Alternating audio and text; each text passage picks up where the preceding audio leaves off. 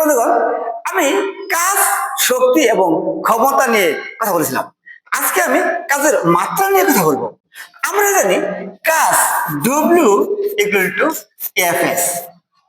এই মাত্রাটা নির্ণয় করতে পারি এফ এম এ এস লিখতে পারি, আবার লিখতে পারি M B by T S লিখতে পারি।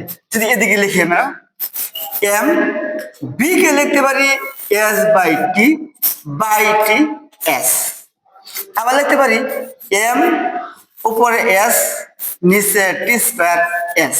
আবার যদি এদিকে লিখি লিখতে পারি M S square T square. এটা উপর তুললে হবে M S square T inverse two. এটাকে মাত্রার ক্ষেত্রে এটা হবে বড় হাতের এম, এস হবে লেন্থ স্কয়ার, টি বড় হাতের টি ইনভার্স টু। এটাই কাজের মাত্রা। ধন্যবাদ।